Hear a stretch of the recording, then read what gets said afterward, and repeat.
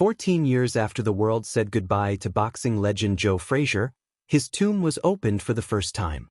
What lay inside would leave scientists, forensic analysts, and even his family utterly speechless. A body that defied decay.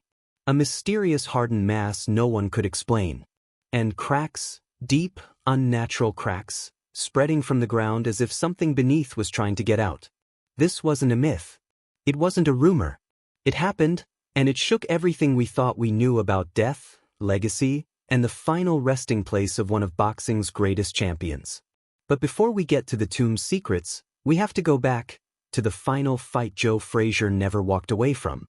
In September 2011, the world was hit with a gut punch. Joe Frazier, the relentless force who once brought Muhammad Ali to his knees, had been diagnosed with advanced liver cancer. The disease moved fast, brutally fast. Within weeks, Smokin' Joe was under hospice care. He was only 67. In life, Frazier had taken beatings most men wouldn't survive. He walked through hell in the ring, bloodied, broken, but never backing down. But this was different. There were no ropes to lean on. No bell to save him. Just silence. And the countdown. On November 7, 2011, he was gone. The tributes came fast and heavy. Tyson, Holyfield, Foreman. Even Ali, his greatest rival, called him a great champion and said he would always remember Joe with respect and admiration. But not everyone knows what happened after the tributes faded. You'd think a man like Joe Frazier would be laid to rest with the highest honors. A grand monument. A shrine fit for a titan. Instead, he was buried in a temporary unmarked crypt. No statue. No inscription. No celebration. But financial strain. Frazier had been struggling in his final years. Failed business ventures. A boxing gym on the verge of closing. Unlike Ali, who capitalized on endorsements and appearances, Frazier never saw the money he deserved. Fame didn't mean fortune. But then, an unexpected gesture. Floyd Mayweather Jr., the brash, flamboyant icon of modern boxing, stepped in. Quietly. Respectfully. He paid for a proper memorial. 1 year after Frazier's death, a new tomb was unveiled at Ivy Hill Cemetery in Philadelphia. It featured a powerful image of Joe holding his 1964 Olympic gold medal and heavyweight championship belt. A quiet victory. Long overdue. But Joe's story wasn't finished, not even close. Fast forward 14 years.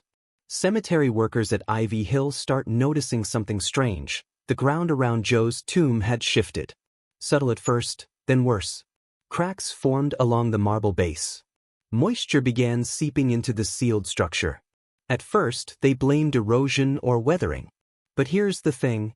None of the other graves were affected. Just Joe's. Some whispered superstition.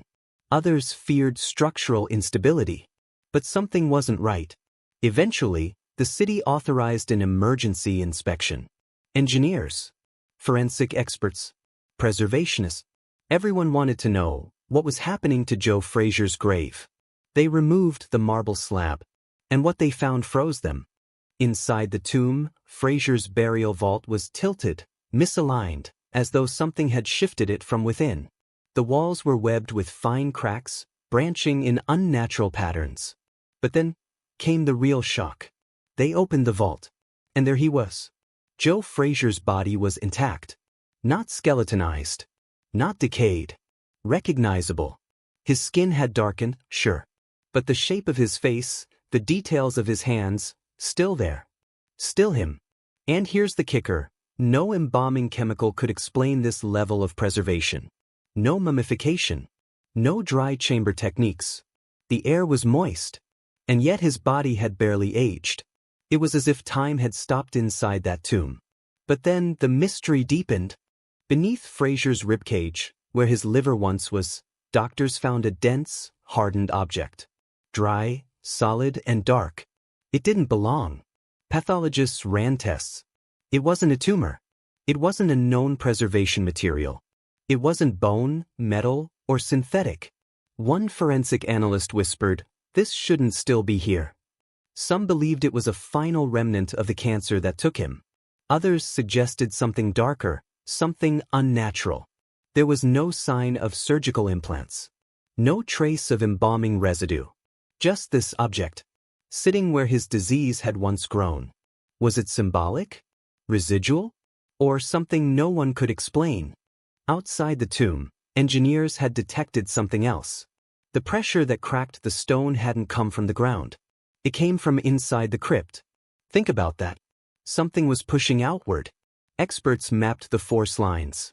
The way the cracks spread suggested something had been pressing steadily from within the tomb for months. Maybe years. Some speculated gas buildup. Others guessed soil movement. But no theory held. There were no seismic events. No flooding. No tree roots nearby. It was just Joe's grave. As the mystery unfolded, the world turned its attention back to Joe's story. Here was a man who had taken down Ali, survived hellish wars in the ring, and yet in his final years lived in near poverty. He wasn't a brand. He wasn't a millionaire. He was a fighter, forgotten by the sport he helped define. And now his tomb was the center of a new mystery. Maybe the earth was reminding us of something. That Joe Frazier's story hadn't been told in full. That his legacy wasn't finished. The tomb is sealed again now. Reinforced. Restored. But the questions remain. How did Joe Frazier's body resist time? What was the hardened mass under his ribs? And why did his grave alone shift and crack as if something beneath the surface refused to stay buried? Some call it science. Others, a mystery. A few whisper about something else entirely. But one thing is certain. Joe Frazier was more than a champion. He was a legend, and legends don't rest easy. Was this just an unexplained phenomenon, or the universe making sure we never forget Smokin' Joe? Let us know what you think, because this story, it's not over.